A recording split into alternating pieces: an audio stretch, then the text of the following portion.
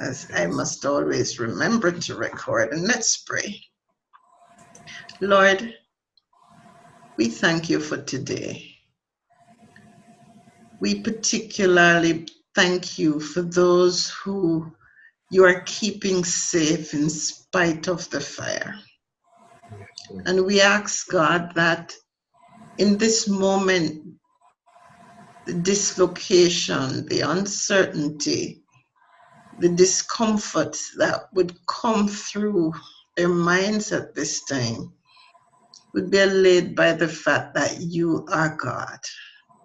You are our everlasting provider, and you will make a way. We thank you for having this opportunity to learn of you. And even now we seek to understand what you are saying to us, so we commit our presenter to you. We commit every student in this class. Oh, how much we want to be servant leaders, emulating you. So teach us, Lord, and bless Dr. Henry as she imparts to us now. Amen. Amen. Thank you. This week we're focusing in on servant leadership across cultures. And before I share my screen with the PowerPoint presentation, which will form the background for the lecture, I would just like to hear from us in terms of our perception of the viability of servant leadership across cultures. What is your sense of servant leadership as a global phenomenon?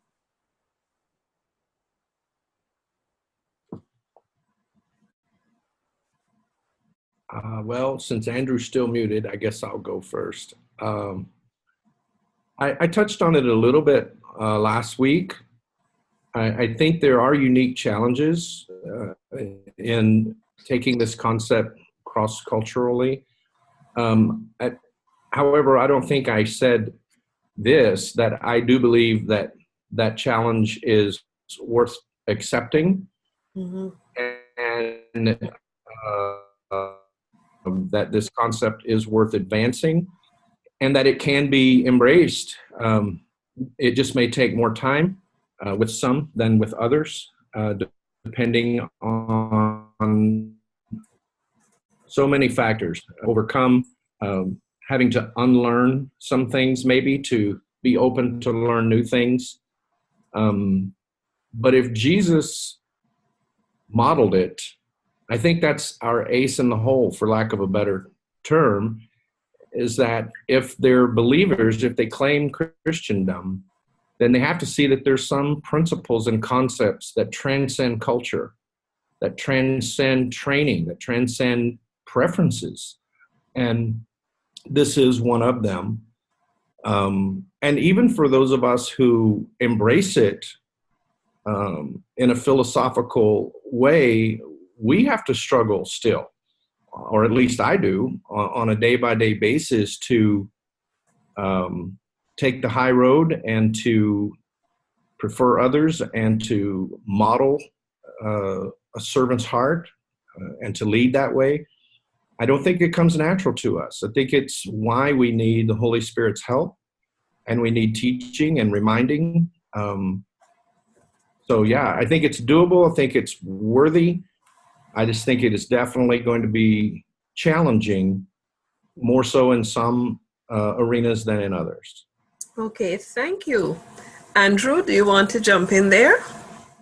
Yeah, I think, and I might be a little bit repetitive here, but I think that servant leadership, like other forms of leadership, like transformational leadership per se, they're very much long view approaches versus that short view approach. So I do think it has a place, and I do think it can work cross-culturally. And you make an excellent point, Bill, that, Jesus was able to do that. And so I do think it's doable. I think from a micro level, it's more doable, but even that's a long view approach. I think when you start to look at a macro view, that's where, challenges can even more be faced, just because, I think if we look at it from a biblical perspective, just in the issue of sin and, the things that play into that, I look at it in business. There's a lot of people that are motivated by greed, power. And so if those people aren't willing to change, then servant leadership doesn't necessarily have a chance to infiltrate into those areas. But I do think it's possible. It's just in anything, I think it's a long-term investment of time approach. Thank you. I agree with both of you, and I was glad that Bill made the point about the uniqueness of servant leadership as a Christian phenomenon, as a Christian leadership phenomenon. So from that perspective, it must be that we would expect servant leadership to be a cross-cultural issue, to be demonstrated cross-culturally, no matter where, when, etc. In fact, one of our readings for the week, and you probably haven't had a chance to look at it, is the one by Gandolfi that speaks about servant leadership as an ancient style with a 21st century relevance. It was Greenleaf who just in the 1970s popularized the issue of servant leadership, documented it. However, the practice of servant leadership has always been with us. And so we can say without doubt that we expect that leadership outside of the Western world would include servant leadership. So that's the background that I bring to our presentation this evening. I'm going to share my screen with the PowerPoint presentation.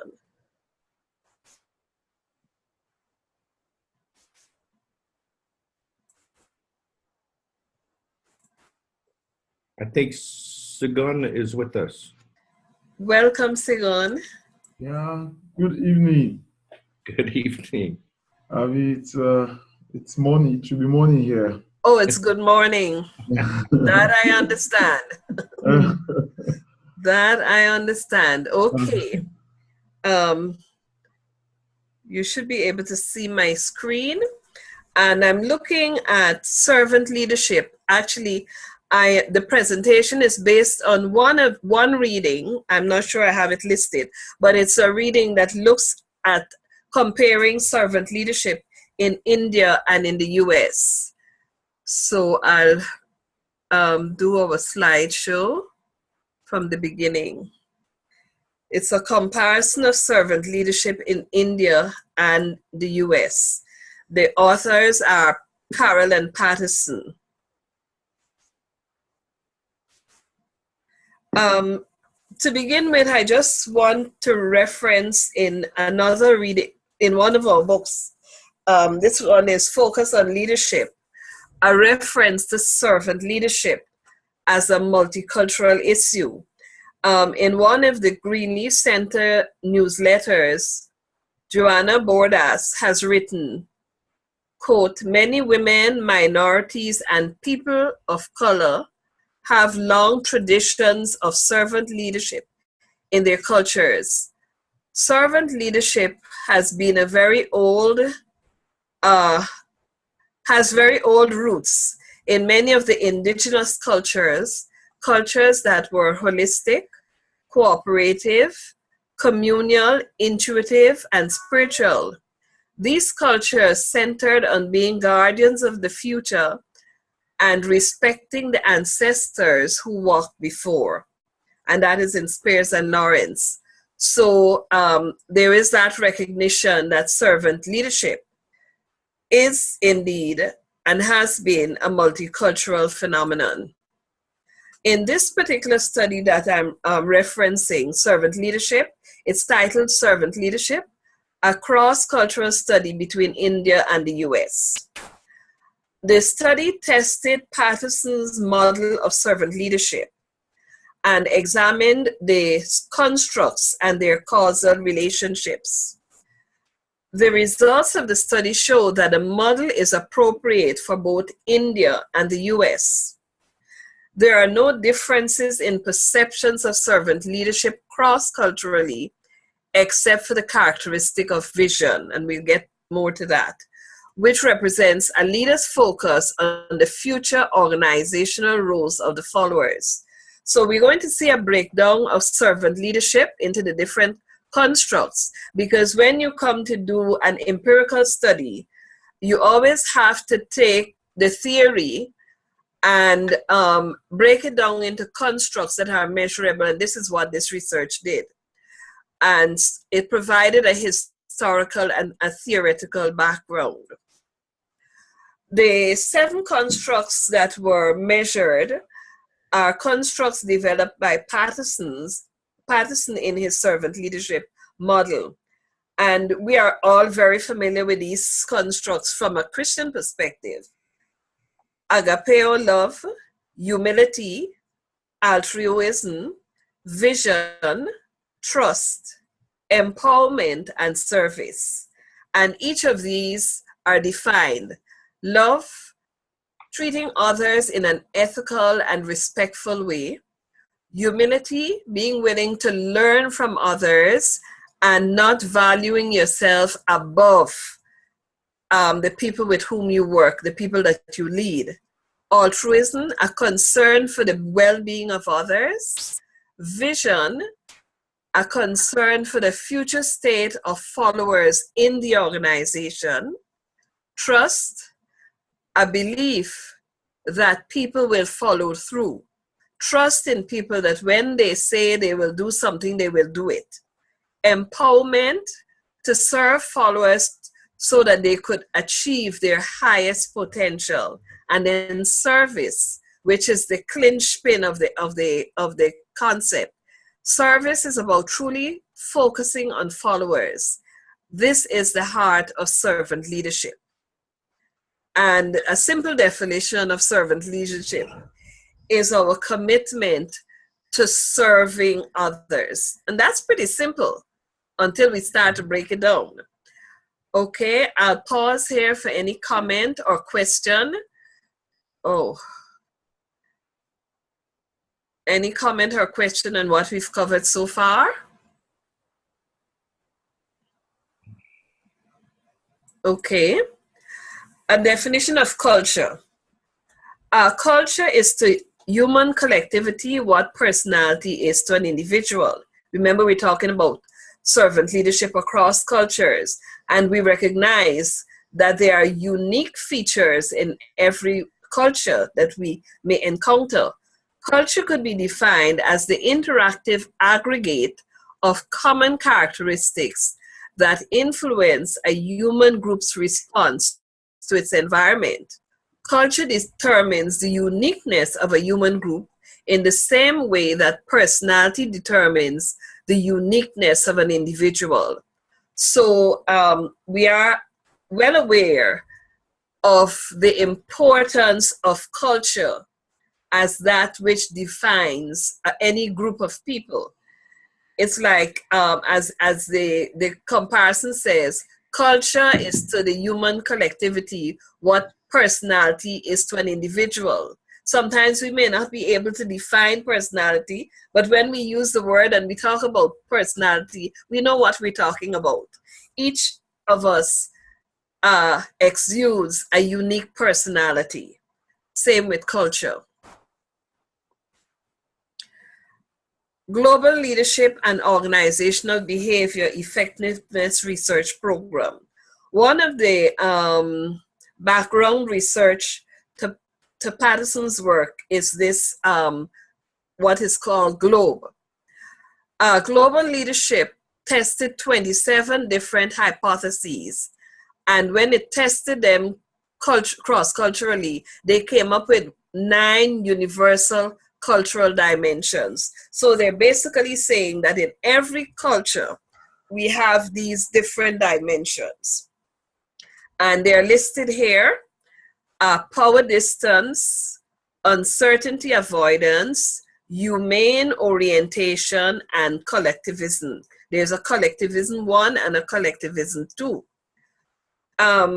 Humane orientation, the degree to which a society encourages and rewards individuals for being fair, altruistic, generous, caring, and kind to others. And as one writer said, explaining the cross-cultural practice and appeal of servant leadership, that writer says that it is reflective of our common humanity, because within every culture and every person, there is an embedded desire to serve, albeit, speaking from a Christian perspective, that desire to serve has been tainted by sin. Nevertheless, there is within us a genuine desire to serve and to serve others. And so it is described as a humane orientation. Our willingness and ability to be fair, to be altruistic, to think of others first, to be generous, to be caring, to be kind to others. These are some embedded concepts within the concept of servant leadership. The others: collectivism 2, assertiveness, gender egalitarianism, and future orientation. So these are some of the concepts embedded in GLOBE. And the researcher says these are concepts that are understood across the different cultures. Question, comment? The PowerPoint will be placed in the course for you to review, but if it's possible, if we could have some discussion around it. Any questions you may ask? Yes, Bill, go ahead. I'm sorry, I'm not hearing you. I'm sorry, I was muted, sorry. Okay, so what I'm reading then is these are things that are in common, but how people feel about each of these obviously varies tremendously. For instance, gender egalitarianism, the degree to which society minimizes gender, some will do that more than others. Mm-hmm. That's the given, correct? These are just nine common issues that each culture has some degree of stance or value on. Is that what I'm hearing? Yes. Okay. At first, I thought it was 9 things that they all had in common to a fuller degree, that they agreed on these things. But now I get it now. They're present in every culture, but they may be present in different degrees, or the way that they may be played out may be different, but they are present. Got it. I got it now. Thank you. Okay. Thank you. My machine is acting up, but I'm back in the section. Let me move on. Okay. Let me close this. We looked at definition of culture. Okay. All right, let me see. Let me just get out of this and get back in, because my machine has been acting up. Okay, I'll get back in.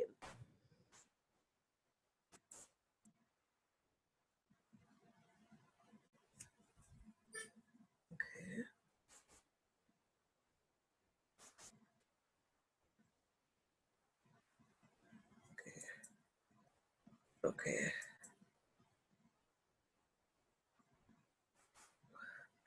Okay, so coming now to the current study that we're talking about that looked at servant leadership in the US and servant leadership in India. The the sample who participated in the study were IT workers in India, IT workers in the US. So there was that commonality. They were within that professional field. There were 6 hypotheses of the study, each built around each of the characteristics of servant leadership as identified by Patterson. The first one, a leader's love is positively related to his or her humility. So what the study was doing was to look at the relationship between these variables that are characteristic of servant leadership: love, humility, altruism, vision, etc., empowerment. So they propose a positive relationship between love and humility, between love and altruism, between humility and altruism and vision, a relationship between humility, altruism, and trust, a relationship between vision and trust related to empowerment, and the relationship between empowerment and service. So basically what the research is proposing is that there is a positive relationship between these variables embedded in the concept of servant leadership.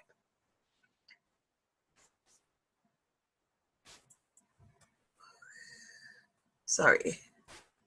Then there were the questions of the study that came out of the hypothesis.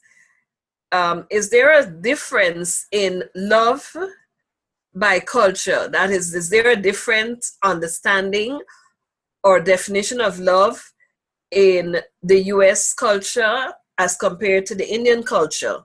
Is there a difference in humility by culture?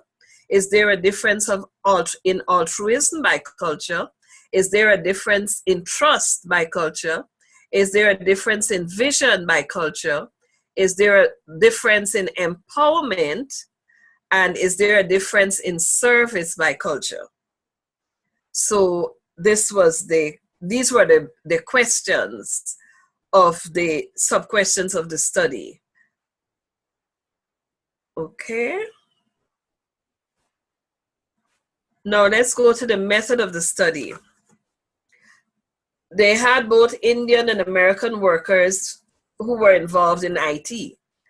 They were surveyed for their perception of servant leadership as measured by this instrument by Dennis and Bocaneria, called the Servant Leadership Assessment Instrument. There are very many, since the popularization of servant leadership as a theoretical construct, and as I mentioned to you earlier, my sense of the work of Greenleaf is that when he writes about servant leadership, he wrote about it more as a philosophy than as a theoretical construct. But out of your philosophy, you can develop your construct, because that's what you measure your construct. But since then, there's just very many instruments that have been designed to measure the concept and theory of servant leadership. In terms of this particular study, what they did is that the survey was done electronically through SurveyMonkey, and the instrument had 42 items, and you had to respond to a scale from 0 to 6. Scale being the least and 6 being the highest response to the items in the instrument. The data collection and the analysis. Of course, in any good research, you have to assure respondents that there would be anonymity and confidentiality. And the data was analyzed by SPSS, the statistical package. And they used multiple regression and factor analysis. But the basic research question I remember we looked at the breakdown of the question, but the basic question was, is there a difference in the perception of Patterson's model of servant leadership among different cultures? And with respect to this study, the two cultures were that of India and the US. Okay? Question, comment before I continue?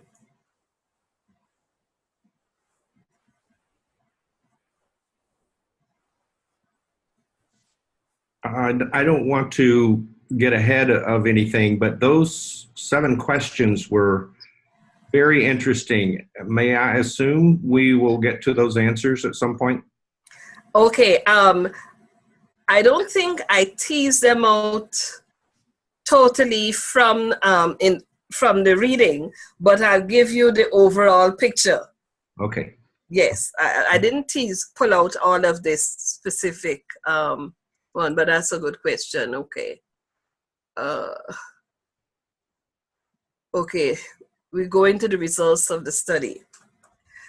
So the study basically validated Patterson's theory, and it found that there was no statistically, to answer your question, significant difference in the perception of this model of leadership among the two cultural samples.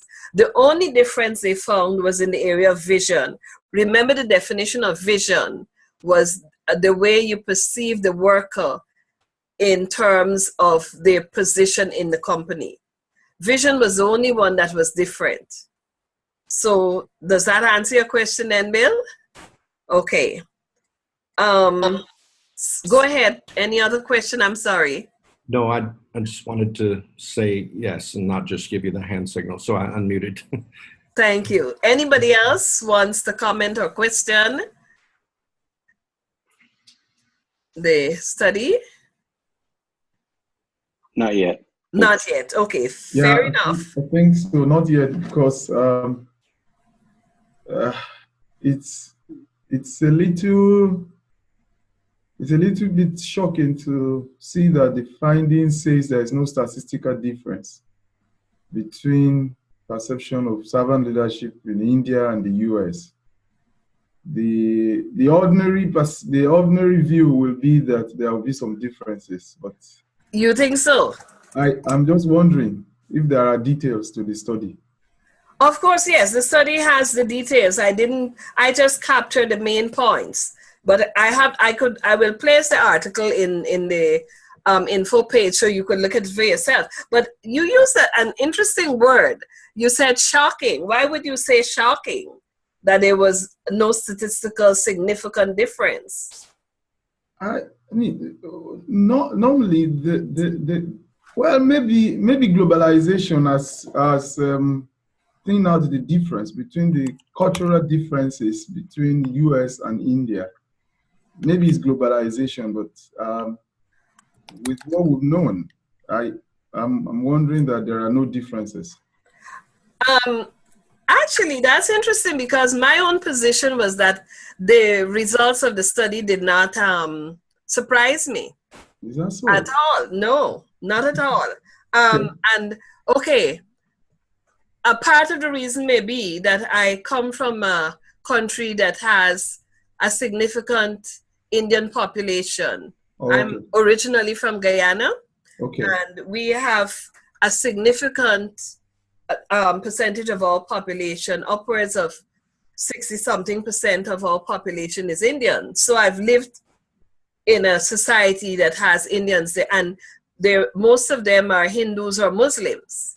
okay. So I guess from my personal interaction and experience of living within a culture that included people whose ancestors are from India, this study's finding does not surprise me. Okay. I found it interesting that you said your own position. If I pick from one of the points that Bill talked about, gender egalitarianism. Mm-hmm. Okay, so that's correct among Indians. Okay, you're looking at one subset. Yes. And I understand that, but usually in a study, in studies like this, you look at the subsets, but Okay. at the end of it, you look at the global picture. Okay. So there may be differences within subsets, but you also look at the global picture. And in this study that was based on Patterson's construct, the only difference was in the area of vision. And the study explains why perhaps there was that difference. All right. Good observation. Anybody else? Yeah, I was just curious if we could see the 7 questions again, if that's okay. we were using as a tool, because I, along with Sigun, was a little bit surprised. However, I know that there's diversity of views in both countries. Uh-huh. It's not like there's one national view. Sure. But sure. Yeah, to see those again is helpful, just looking. Okay. I've clicked back to the questions, and I'll make a comment there. The questions basically looked at the constructs: love, humility, altruism, trust, vision, empowerment, service, etc. And I would yes, go ahead, Bill. I'm sorry. So where we saw egalitarianism, it was not. No, it wasn't in this here. It was the other study that was referenced. That's helpful. Yes. Okay.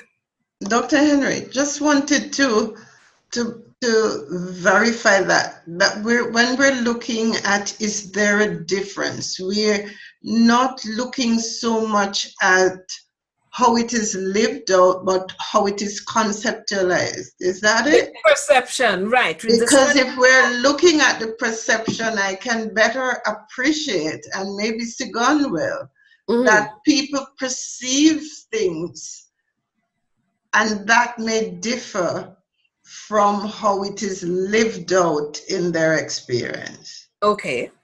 Right. So understanding might be similar across cultures, but the experience of the lived out, the application may vary.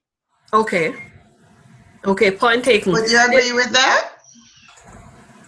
Yes, I would agree with that, and I was going to make the observation that, remember, the sample that was being compared, there's a sense in which if you were to critique this study, which you always do any piece of research that you look at, you might say that the sample on either side is not necessarily representative of the population, because these are IT workers in both India and the US.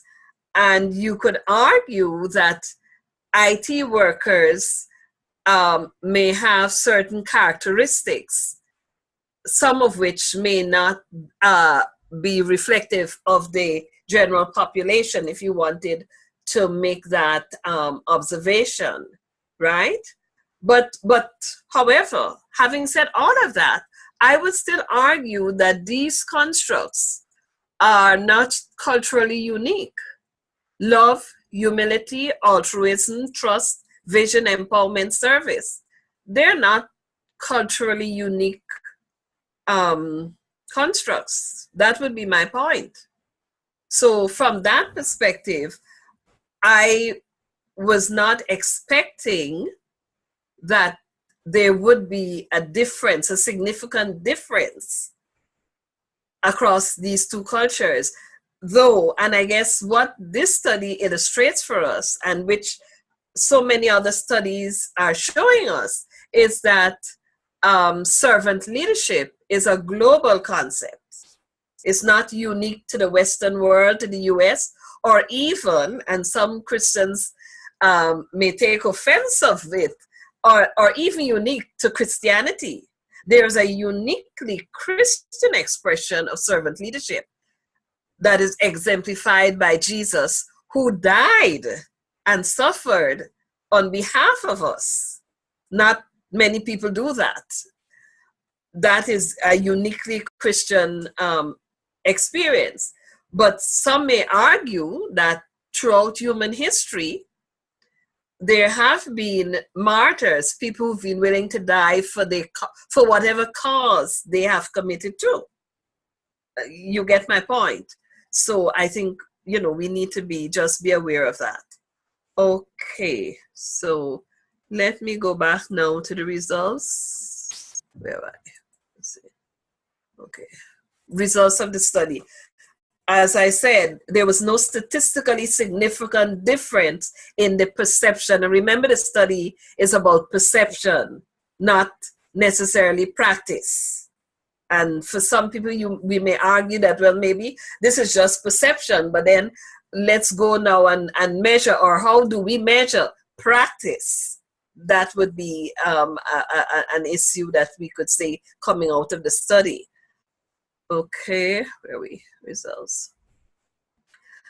Some theoretical and practical implications of the study. The difference between the cultural groups on the perception of vision may be due to one of several reasons, including each particular country's cultural cluster as well as their particular bias. Now, as you know, India is a massive country, a massive population with, I think somewhere I read, they speak about 850 languages. You have about 850 linguistic groups, just to begin to understand that. So we're talking about a huge, it's a continent, subcontinent, and culture. And then you compare that to the US, that is huge, but India is much bigger. And the US, if you were to compare it in terms of, if you wanted to look and say, you want to look at such a phrase as cultural unity, we might say that the US may be more culturally unified than India is. India being such a diverse country in terms of its languages, its culture, its peoples, etc. Nevertheless, there's not a difference in terms of how people perceive servant leadership. Both the Southern Asian, this study was done within South Asia, which is a different cultural group. And some of you may know that South Asia was the first part in India there that was Christianized, the south of India, right? So both the Southern Asian and Anglo cultural clusters were open and receptive to charismatic, value-based leadership. So that concept is there and understood. And countries within the Southern Asian cluster were more likely to prefer self-protective leadership than were their Anglo counterparts. The self-protective leader tends to be self-centered and status conscious, instigate conflict, and be very procedural. In the Asian culture, there's a concept of saving face, reflective of the self-protective leader. Okay.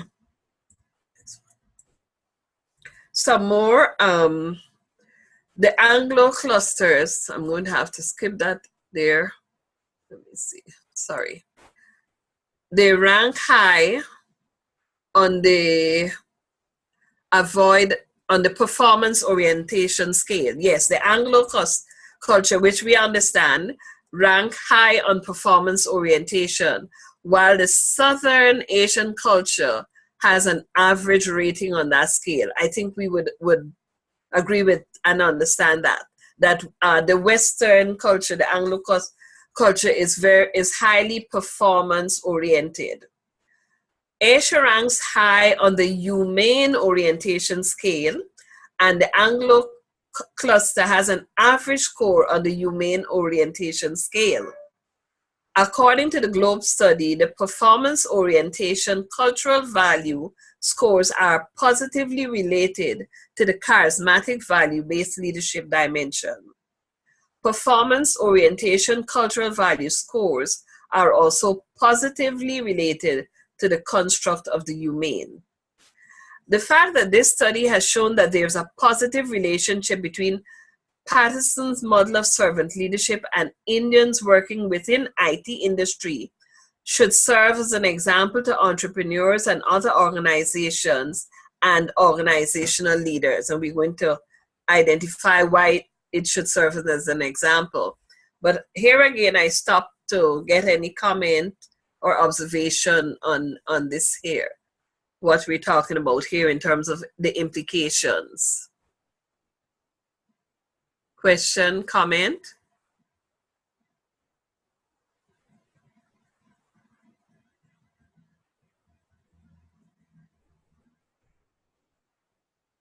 Okay, and I close with what the study talks about as implications for entrepreneurs.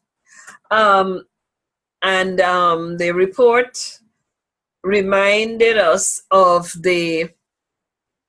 for those of us who've been following the globalization and its impact, India seemed to have benefited the most from the globalization.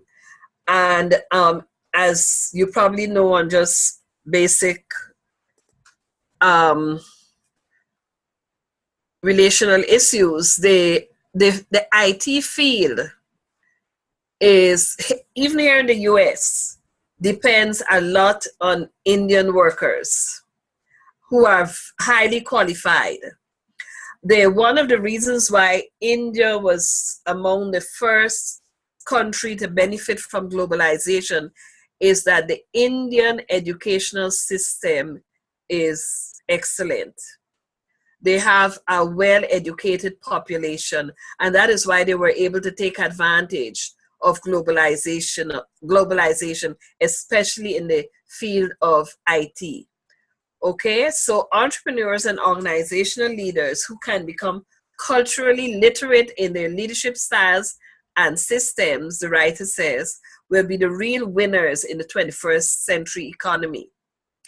The implication of this connection between servant leadership is that transformational leadership for entrepreneurs and organizational leaders is that servant leadership is a form of transformational leadership that focuses on creating a cultural environment of performance through focusing on the needs of followers through service, empowerment, trust, vision, humility, altruism, and love. So that brings us to the end of the summary, and I do have the references to the works that we've looked at. Questions, comments on this? I really like that definition that you ended with and tying it together with transformational leadership. Yes, that's how they reported it. And I thought it was excellent. In fact, from the beginning of the article, as they talked about servant leadership, they linked it to both transformational leadership and charismatic leadership. They linked the three. And you would see that over and over again as you read the research. Mm-hmm. It's interesting because usually when I think of transformational leadership, how I would define it, there has to be at least some level of servant leadership. But with charismatic leadership, that's not necessarily the case, that there has to be servant leadership as an ingredient. Yes. In fact, some people would say that the genesis of transformational leadership comes from servant leadership, and that the true servant leader is likely to be transformational or have transformational results. Now, if we take it back to Christianity and to our theology and Christian faith belief, it does make sense. As a servant leader, Jesus brought transformation to us individually and collectively. So I can understand that link between servant leadership and transformational leadership from within my Christian faith tradition. Any other question, comment? I'm synthesizing this in the context of my close interaction with IT and India. Okay. Tell us. Well, I had to be in Bangalore to be taught the banking system that I later implemented here in Jamaica.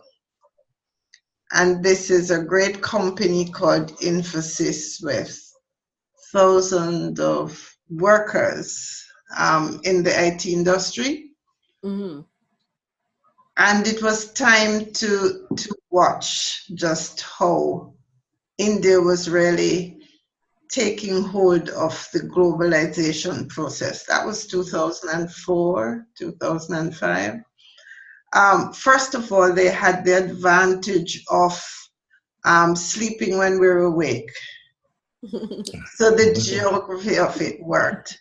So when we had a problem here in Jamaica during our work day, we sent it off, went to sleep, and came back with the results the next day, which okay. the same in America. And that is really an advantage that they've been handed with, and they used it well. So we had that. But then again, I'm looking at the workers, and I saw within the industry, I can identify with the conclusion here, right? In terms of the leadership, humility, altruism, and so on. It was there. It was evident. The trouble I had was the transfer of it outside of the core. How do I explain this? I couldn't understand how the ground staff, mainly female, were treated, and I recognized that it was a cultural context. They were the ones who lifted hundreds or maybe thousands of the older equipment out to replace the new ones during the time, and it was like a march, a humble march of women with the console on their heads. There were immaculate grounds. Infosys has the most beautiful of grounds, and women were handpicking the weeds.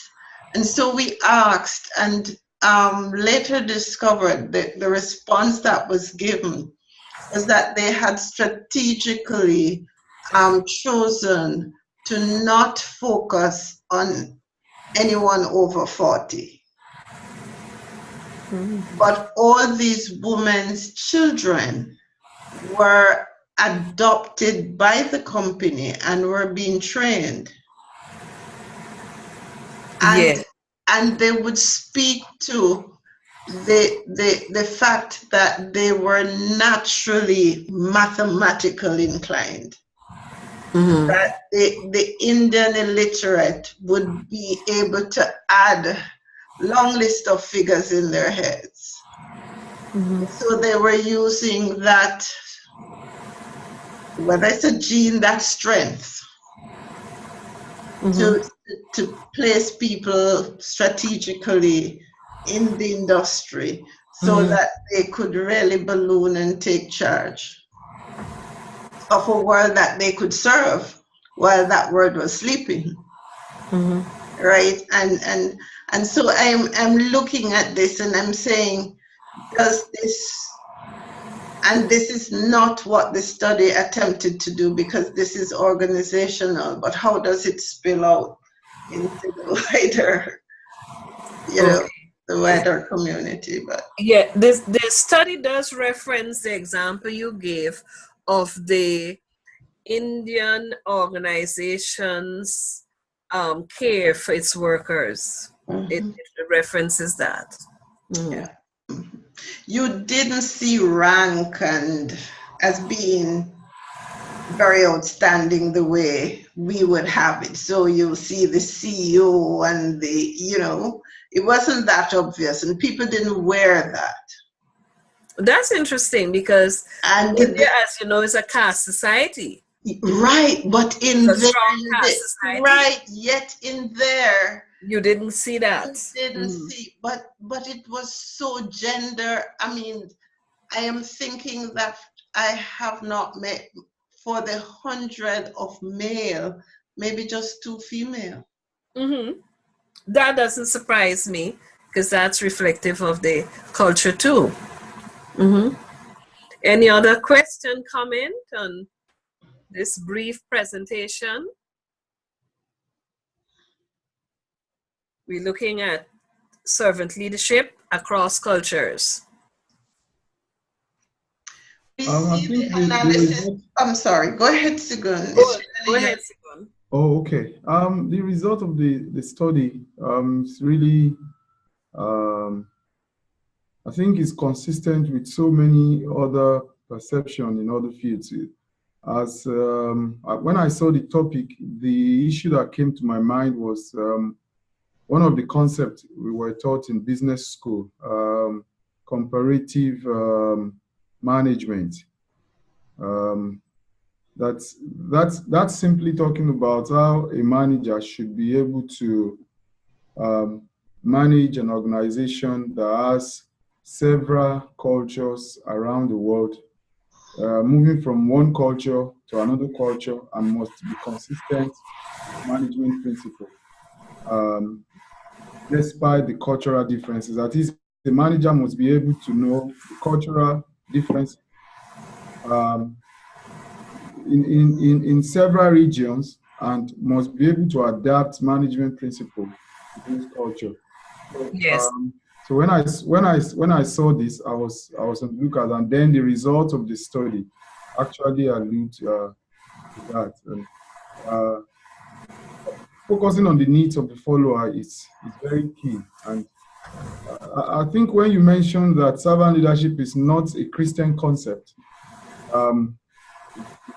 not uniquely, yes. Not uniquely Christian. Not uniquely, yes. Unique is the word, yes. Yes, not uniquely a Christian concept, confirms that. Okay. Any other questions? Go ahead, Bill. Dr. Henry, I accept this report specifically because it is specializing on an IT industry. I think this is being used as supportive evidence that servant leadership can be embraced cross-culturally, and I also accept that. I just think that wherever that list was that did involve egalitarianism, I just know there's so many differences in that regard that if you're not in a specific industry, especially an organizational one or a professional industry, then you're leaving out the overwhelming majority of the populace of that nation in particular, and perhaps even our own. And the need for it is in more places than just the corporate world, or educational or government, but even in the grassroots. And so I've been to India several times, many cities there, and to see the women carrying stacks up this raw bamboo and leather scaffolding, so the men could take one at a time and lay it in. And those things, I struggle with the definition maybe of humane. Child labor laws that don't exist, how that works. Are they really looking out for the child, or are they looking out for the bottom line? So I'm not an activist by nature, but I do try to press all sides of an issue to ultimately come to some resolution in my brain. So that's the only reason I'm even bringing that up. But I accept this because it's such a focused group. Yes. That makes sense. Yes. I appreciate your comments. Anybody else? If not, I could hand over to Dr. McKenzie. I appreciate your participation and invite you to read the entire article for yourselves. I'll have it loaded up. Yeah, thank you for the presentation. You're Thank you. welcome. Thank you too, Dr. Henry. I think we all appreciate what you have highlighted to us. And it has whet our appetite for more, because we want to see, no doubt, there was the Asia analysis. I'm eager to look at it to see the American side of the analysis, to see just how they fared and what was different about them. And so I really appreciate the presentation. And I must also use the opportunity to say to you guys that I will be stepping away from servant leadership and leaving you in the wonderful hands of Dr. Henry for the rest of the weeks that you have ahead. I will miss you, and I want you to continue to enjoy it. And when I do get an opportunity to, I will come back in just to peek and learn and to see how you are all doing. But thank you so much. Sigon, I always say a special thanks to you, because we have been giving you the midnight, and we've taken it for granted that you're on holidays so that you can bear with us while we get the rest of the class to be able to be present in the afternoon. We also appreciate your spirit, the way in which, rather than complain, you've been so willing to be up with us, and we do not take that for granted. So we appreciate you, and we thank you for being there on every occasion and for participating well. Thank you. So when it's time for the group presentation or the presentation, we will make sure to facilitate you not having to do your presentation at midnight. At midnight. Yeah. And I'm sure Dr. Henry will see to that. And the rest of the group will be kind to you in return. Thank you. They may have to do the midnight or something, but to facilitate. Yes. But this has been a core group that I have been happy to have had the pleasure to serve. And I look forward to meeting you along the journey, maybe some other time, some other place, some other class. So bless you. And I guess, Sigon, could we ask you to take us out of this session tonight? If there are no other thoughts, question, anything coming from anyone else? Okay, Sigon, please take us out. All right. Let's pray. Precious Father, we thank you for this wonderful time of our this evening, discussing, sharing opinions and our hearts about servant leadership. Thank you for the presentation by Dr. Henry. Thank you for how she has taken us through on the practical note. Lord, our heart desire that we learn the theories, and Lord, we exhibit it in real life among the people that we serve, among our sphere of influence. But our ultimate desire is that we'll be like you as we serve the people who are put under us to lead. We give you praise and honor. Thank you, Lord, for our faculty. You continue to strengthen them and grant them grace to lead this course as we wish. We bless and we exalt you. In Jesus' precious name. Amen. Amen. Thank you, and blessings on all of you. And Dr. McKenzie will join us sometimes. I hope she can come for the presentations. Okay. Yes. Thank you. I hope so too. Thank you all very much. Okay. Goodbye. Goodbye. Bye, everyone. Bye.